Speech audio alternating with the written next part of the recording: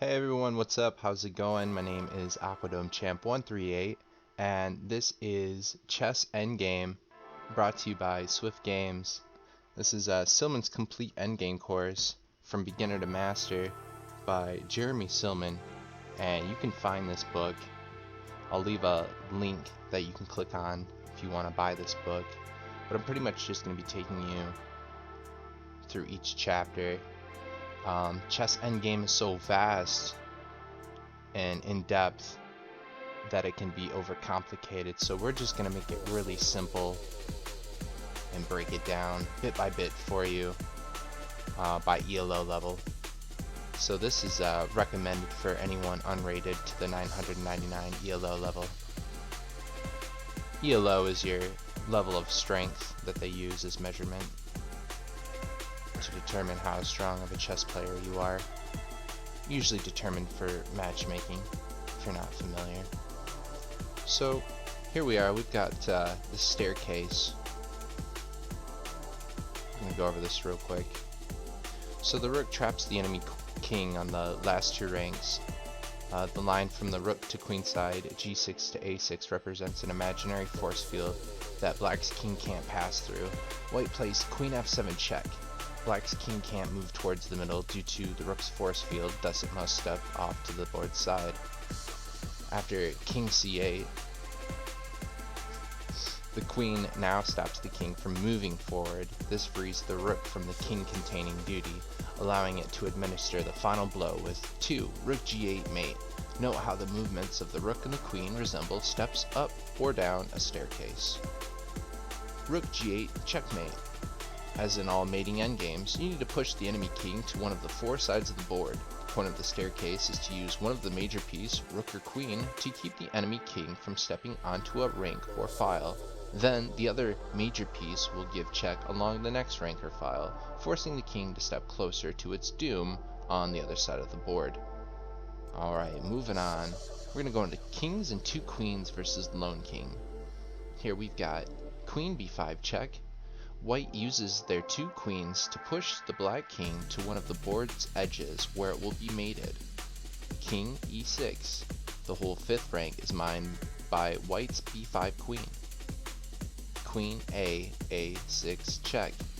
Black's king can't move up to the 5th rank since queen on b5 controls all the squares there. King e7. Queen bb7 check. Black's king is forced to the last rank. King f8. Queen aa8 checkmate. Alright, moving on to number 3. King, queen, and rook versus lone king. This calls for the same rank by rank or file by file staircase technique as in the 2 queen example. Queen g5 check. White elects to push the king to the edge of the board rank by rank. King d4. Rook f4 check. Notice how white is making sure their rook is guarded by its queen. King e3. Queen g3 check. Both the 3rd and 4th ranks can no longer be stepped on by the black king, and white is slowly but surely herding its enemy towards the edge of the board. King e2. Rook f2 check. King e1. Queen g1 checkmate. Moving on. King and 2 rooks versus lone king. The stronger side should push the opponent's king towards the edge of the board, since once it's there, it can no longer step backwards out of harm's way. Rook e1 check. The plan is as follows. Take files/ranks away from the enemy king while pushing it towards the side of the board, and keep your rooks as far away from the beleaguered monarch as possible.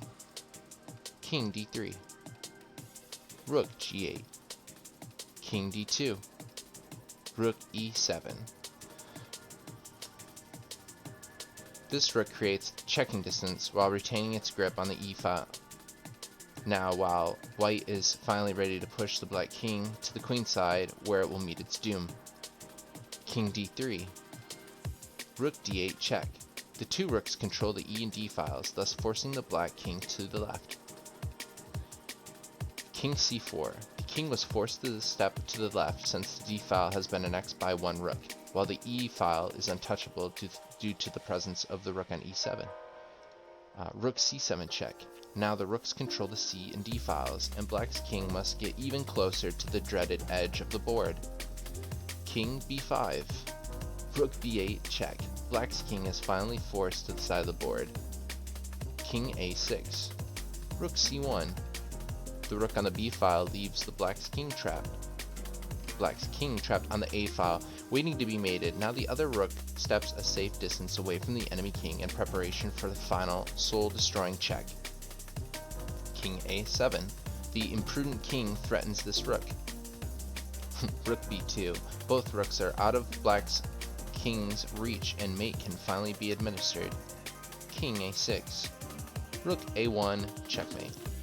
Alright, this next one is called the box, and you'll see why. Queen e3. This move immediately traps the black king in the diagram box. So as you can see, we've kind of got a little, like a fence. Think of this black king as a dog, and we're trying to create a fence, and we're going to try and trap this dog that's run away. We're going to try and capture it and make sure it gets back to its owner safely, you know. Alright, so this king c4 move here, and then king g2. White's king rushes up so it can't help its queen push the enemy monarch to the edge of the board. King d5, king f3, king c4, king e4, depriving the black king to use of the d5 square. King b4, king d5, king b5, queen b3 check, a6, king c6. White's king must come close to help support the queen's final move. King a5, queen b5, checkmate. Alright, that was the first example of our box. Now we're going to move to our next example using the same technique, but this is going to be king and rook versus lone king. So we've got rook g3, and this is very similar to the same queen move that we did before, where we create this box, create this fence. We're trying to capture this runaway dog and get it back to its owner. This move creates the first box from g3 to g8 and g3 to a3. We've got king f4, where the black king is going to try and threaten to capture the rook on g3. We've got king g2. Both of white's pieces must work together if they wish to succeed in pushing the black king to one of the edges of the board. King e4. Rook f3, tightening the box, which now runs from f3, f8, and f3 and a3. And that's all we're going to do, is we're just going to keep making this box get smaller and smaller, and we're going to trap this dog, this rampant beast. King d4, king f2, king e4, king e2, king d4, rook e3. Now we've made a new fence here. King c4, rook d3. Here comes our new fence, which we've tightened even more. We've gotten it even smaller. King b4, king e3, king c4, king e4, king c5, rook d4. This is our new fence here.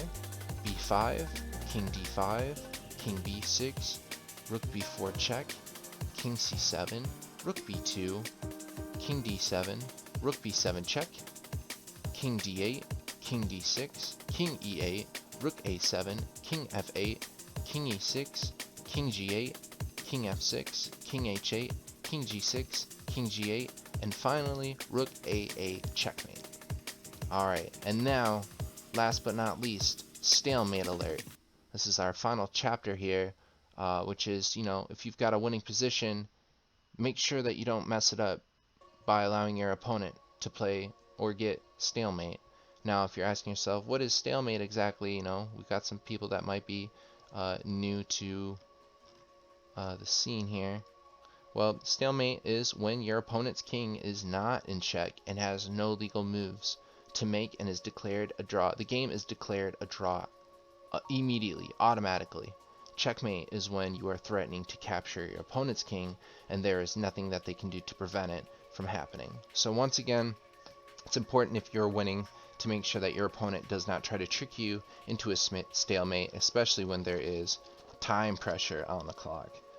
So summoning up here, we've got in the end game, the enemy king can rarely be mated in the middle of the board. You almost always want to chase it to one of the four sides or to a corner. The staircase maneuver is the easiest way to make use of a lopsided material count, such as 2 queens versus lone king, queen and rook versus lone king, or 2 rooks versus lone king. The box is a technique that enables you to limit the enemy king's space. As you shrink the box, you force his king to eventually retreat to the side of the board where you will finally be able to mate it. If you are left with king and queen versus lone king, or king and rook versus lone king, you can't mate with the major piece alone. You will need to use both of your major pieces and king to finish the enemy off. Watch out for stalemates. There is nothing worse than setting your opponent up for the killing blow than botching the whole thing to a draw by overlooking that you've stalemated his king, in situations where stalemates be possible. Always take a moment before moving and ask, when I play this move, will his king have a legal square to go to? Well, thank you so much for tuning in and checking out this video, and be sure to tune in for more as we finish off this Silman's Complete Endgame course, and I'll be seeing you in the future. Bliggity blow!